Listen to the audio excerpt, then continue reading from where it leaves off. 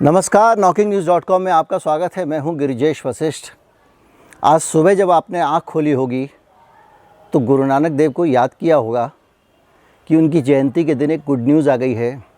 हिंदुस्तान का सबसे अकड़ू शहंशाह घुटनों पर बैठा हुआ है और अब वो कह रहा है कि हम लोगों को समझाने में नाकाम रहे।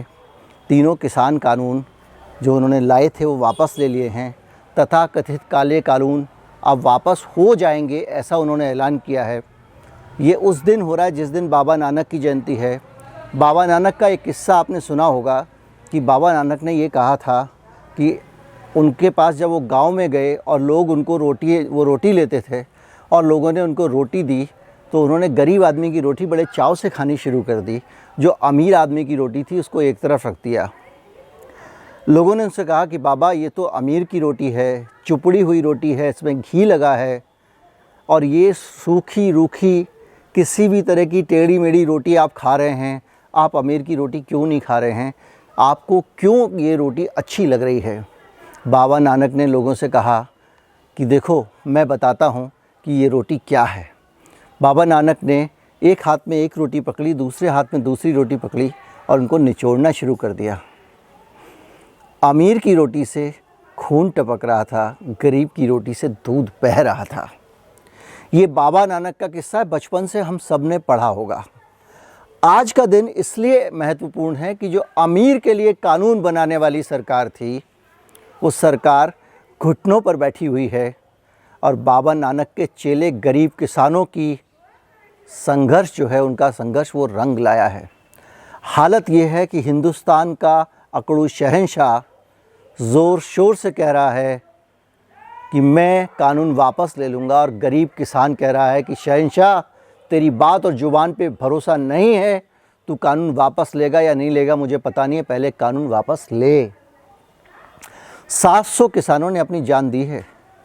एक किसान संत थे जिन्होंने विफल होकर, संत तो बहुत भावुक होते हैं, वो आजकल के टाइप के संत नहीं होते हैं जो राजनीति में आ गए हैं, आत्महत्या कर ली थी। आज मैं इसी खबर का विश्लेषण करूंगा और मैं आपको बताऊंगा कि ये सरकार कैसे हर फ्रंट पे फेल हो रही है और यू टर्न पे यू टर्न मार रही है और किस तरह से निर्लज्जता के साथ हम सब के सामने ये सरकार झूठ बोलकर मुकर रही है।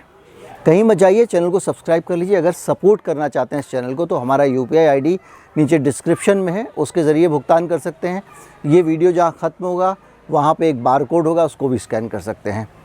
अभी लौटा, बस ये स्टिंग आप देख लें और चैनल को सब्सक्राइब कर लें।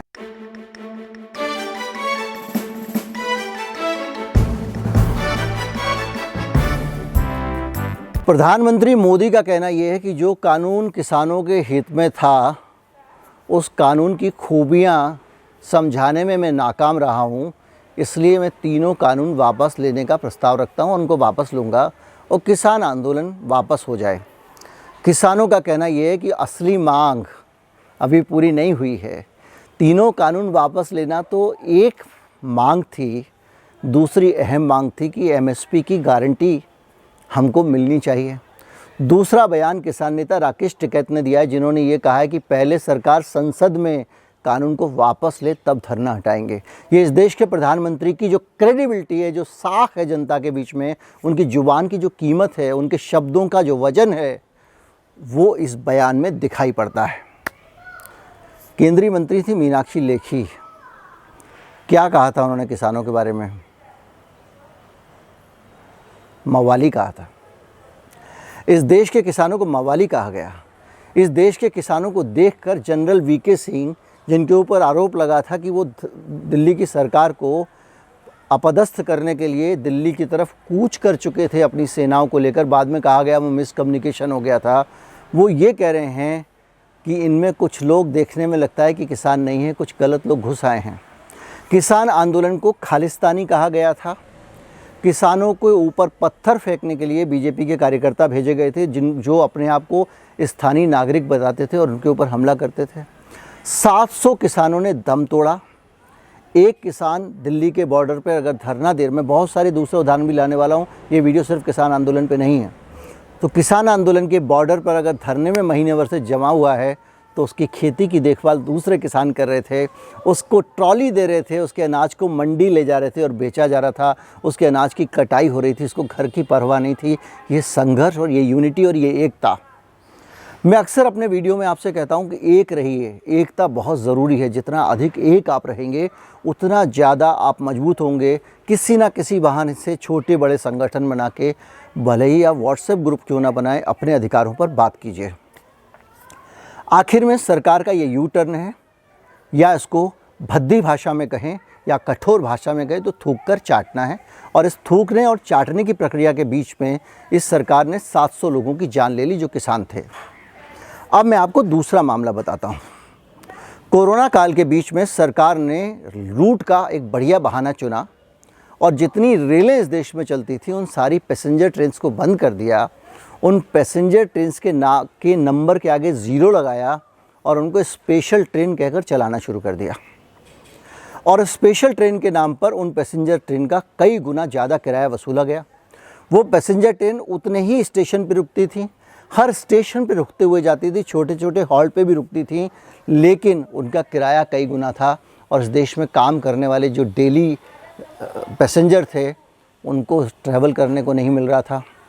इस देश में और भी बहुत सारे गरीब मजदूर किसान रेल से वंचित कर दिए गए थे क्योंकि वो उतना महंगा टिकट खरीद ही नहीं सकते थे।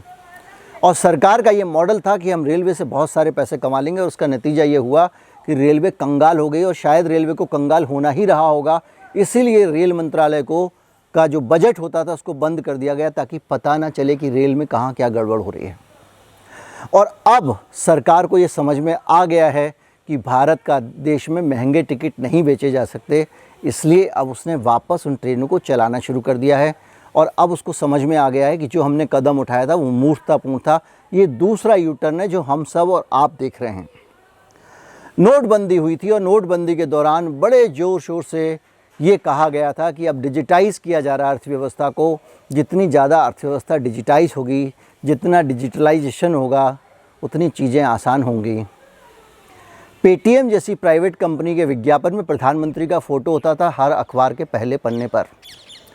उस नोटबंदी के दौरान आपको कैश के लिए तड़पा दिया गया और आपको मजबूर किया गया कि आप अपने मोबाइल में एक एप्लीकेशन डाउनलोड करने किसी न किसी कंपनी की और उसके ज़रिए यूपीआई भुगतान करें। नतीजा ये हुआ, सरकार ने इसको और डिस्करेज करने के लिए, कैश के चलन को डिस्करेज करने के लिए सारे एटीएम से पैसे निकालने की लिमिट भी कम कर दी। एटीएम में अब ज़्यादा पैसे निकलते नहीं और इसके अलावा अब एक तय सीमा है, महीने में इतने से ज़्यादा बार पैसे आप पेटीएम से निकालेंगे तो पैसे देने पड़ेंगे। यानी कि कैश निकालने पर भी सरकार ने बंदिशें लगा दी। सरकार को लगा कि अब हम सब कुछ कैशलेस कर देंगे, दुनिया में क्रांति आने वाली है और लगेगा कि सब कुछ हमारे नियंत्रण में है, क्योंकि कैशलेस होगा तो सरकार जब चाहे जैसे चाहे लोगों के धन को नियंत्रित कर सकती है।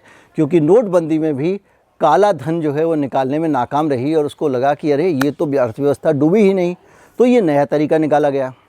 अब इसका भी ये कदम जो उठाया था, ये जो प्रयोगधर्मी सरकार है, ज़रूरत से ज़्यादा प्रयोग करती है, इसका भी उल्टा नतीजा हुआ। जब आपको 10 बार पैसे निकालने के लिए पैसे देने पड़ेंगे एटीएम से, तो आप एक बार में भी ज़्यादा पैसे निकालने लगे। पहले जिसको 500 रुपये 1000 रुपये की ज़रूरत होती थी वो उतने ही निकाल लेता था, बाद में उसने कहा एक बार में 10,000 निकालो। कल अगर ज़्यादा बार आना पड़ा एटीएम तो दिक्कत हो जाएगी।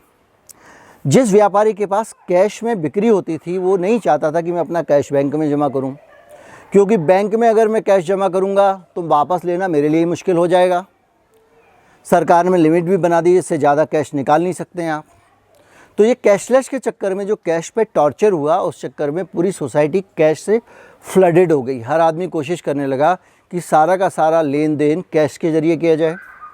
जिन लोगों के पास यूपीआई एप्लीकेशन थी वो चाहते थे कि भुगतान ज़्यादा से ज़्यादा कैशलेस किया जाए, क्योंकि अगर मैं कैश से भुगतान करूँगा तो फिर दोबारा मुझे कैश निकालने जाना पड़ेगा और कैश निकालने की भी एक कीमत हो गई है। अब चेक भी हद से ज़्यादा आप काटेंगे तो उसका भी भुगतान करना पड़ता है। तो लोगों ने वापस कैश को अपने पास रखना शुरू कर दिया। तो ये जो कैशलेस इकोनॉमी वाले थे ये नीचे चले गए। अब कैश फुल ऑफ इकोनॉमी हो गई है। बैंकों के पास लोग पैसे लेके नहीं जा रहे हैं, लोग ज़्यादातर लेन देन अपना बाहर से कैश में ही कर रहे हैं। इसका नतीजा ये हुआ कि बैंकिंग व्यवस्था लड़खड़ा गई, लोग बैंकों में पैसे जमा करने नहीं जा रहे हैं। तो डायरेक्ट सिक्योरिटी स्कीम सरकार को लानी पड़ी, जिसमें कि आप सीधे सरकार से बॉन्ड खरीद लीजिए, आपको बीच में बैंक के ज़रिए नहीं जाना पड़ेगा, क्योंकि बैंकों के पास पैसा नहीं था और बैंक सरकार को बॉन्ड देने को तैयार नहीं थे, सरकार को पैसे देने को तैयार नहीं थे, वो नानुकुर करते थे। तो सरकार ने कहा हम सीधे जनता से पैसे ले लेंगे। अब जिस सरकार की प्रतिष्ठा ये हो कि वो अपने कानून वापस लेने का ऐलान कर दे, तब भी कोई भरोसा ना करे और कहे कि नहीं भैया पहले वापस ले लो, आप पे भरोसा नहीं है, उस सरकार के पास में बॉन्ड के अलावा कोई रास्ता नहीं बचा था। और बहुत जल्दी अभी नया आया है ये बॉन्ड, आप देख लेंगे इस बॉन्ड में भी लोग पैसे लगाने वाले नहीं हैं। तो ये सारी की सारी चीज़ें क्यों हुई? ये सारी की सारी चीज़ें इसलिए हुई, ये फैसले इसलिए लिए गए क्योंकि सरकार के फैसले गलत थे, तो उसने यू टर्न लिया।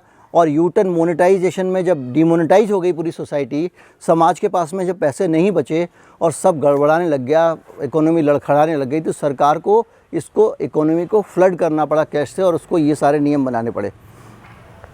कुल मिला के निचोड़ ये है कि ये सरकार सोचती बाद में, चल पहले देती है। कोई भी चलता फिरता उल्टा सीधा कोई आइडिया दे दे, वो लेके निकल जाती है। 4 आदमियों ने केवल आइडिया दिया था, उसके बेसिस पे नोटबंदी हो गई थी। उसके बेसिस पे नोटबंदी ही नहीं हुई, बल्कि ये भी हुआ कि सारे मंत्रियों को एक तरफ रख दिया गया और कहा कि मैं जो कह रहा हूँ मेरी जिम्मेदारी होगी, मुझे चौराहे पे खड़े होकर ये करना वो करना वाला डायलॉग आया था।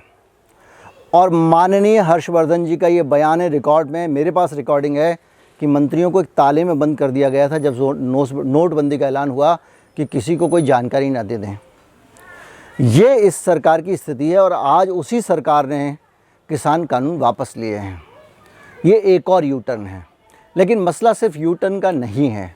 मसला सिर्फ इस बात का है कि ये सरकार लगातार ऐसे फैसले कर रही है जो चौंकाने वाली है, चाहे वो वैक्सीन को लेकर हो, चाहे वो कोरोना के प्रबंधन को लेकर हो, चाहे वो लॉकडाउन को लेकर हो। लॉकडाउन वाले मामले में आप जानते हैं किस तरह से हफ्ते में एक दिन बाज़ार खोला जाता था ताकि ज़्यादा से ज़्यादा लोग इकट्ठे एक साथ निकलें और एक दूसरे को बीमारी बांटें। इस तरह के कई सारे फैसले हमने देखे हैं जो सरकार ने लगाए हैं और उन फैसलों के कारण देश को नुकसान हुआ है। और अब किसान आंदोलन ने हम सबको एक दिशा दिखाई है, उसने हमको बताया है कि सरकार का मुकाबला अगर करना है तो संगठित संघर्ष से ही हो सकता है। फिर कहूँगा, संगठित हो जाइए, छोटे बड़े संगठन बनाइए, अपने अधिकारों की बात कीजिए। अपने 10 दफ्तर में कुछ नहीं तो 10 आदमी अपना एक संगठन बनाइए, ताकि आप बात कर सकें अपने सुपीरियर से या मालिक से कि आप रात को 10 बजे जो फ़ोन करते हो वो गलत है, सर ऐसा मत कीजिए। संगठित होना बहुत ज़रूरी है और आज संगठन की जीत हुई है। और एक चीज़ और कहूँगा कि जो लोग संगठित होने को पावरफुल समझते थे, उन राजनीतिक विचारधाराओं की भी जीत हुई है। बैनर लाल हो, पीला हो, हरा हो, नीला हो, इससे फ़र्क नहीं पड़ता, जो क्रिया हुई वो कौन सी थी और वो वही थी। इसलिए आज का दिन बहुत कुछ सीखने, समझने और देश के भविष्य के लिए सोचने का दिन है। उम्मीद करता हूं कि हम सब लोग एक नया संदेश लेकर जाएंगे। हमारे चैनल को सपोर्ट करिए, ज़्यादा से ज़्यादा लोगों को इससे जोड़िए, जितना ज़्यादा हो सके वीडियो शेयर कीजिए। नमस्कार, जय हिंद।